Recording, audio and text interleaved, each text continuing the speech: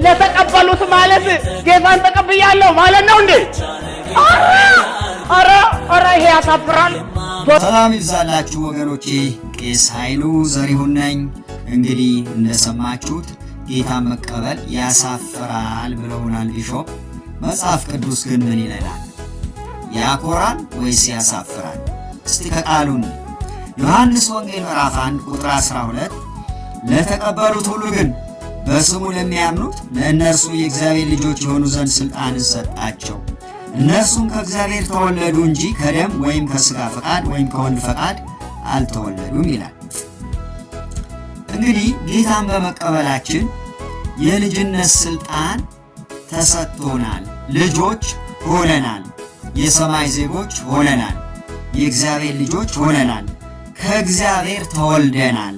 መጽሐፍ ቅዱስ ሊነግረን እንዲህ ብሎ ነው። እሳቸው ግን ያሳፍራል ብለዋል። ምናልባት ለእሳቸው ያሳፍራቸው ሊሆን ይችላል። ለእኛ ግን ክብር ነው። ክብር ለእግዚአብሔር ይሁን። ቆላስይስ ምዕራፍ 2 ቁጥር 6 እንግዲህ ጌታን ክርስቶስ ኢየሱስን እንደተቀበላችሁት በእርሱ ተመላለሱ ይላል። ስር ሰዳችሁ በእርሱ ታነጹ፣ እንደተማራችሁትም በሃይማኖት ጽኑ፣ ምስጋና ይብዛላችሁ ይላል። ጌታን ክርስቶስ ኢየሱስን ተቀበል ነው። በመቀበላችን ደግሞ ደስተኞች ነን በጣም እንጂ አንሸማቀቅበትም። ያሳፍራል ብለዋል። አያሳፍርም፣ ያኮራል።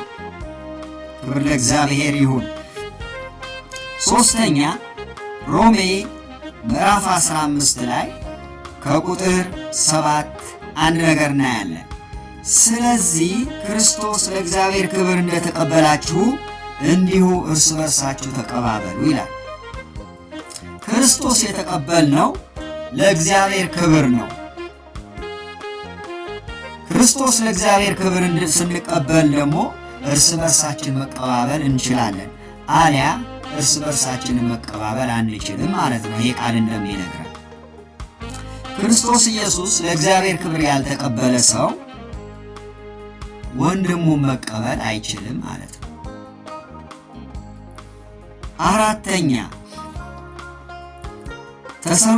አንደኛ ተሰሎንቄ ምዕራፍ 4 ላይ ጌታ ኢየሱስ ክርስቶስ ሲመጣ እንዴት በምን አይነት ሁኔታ እንደምንቀበለው ይነግረናል።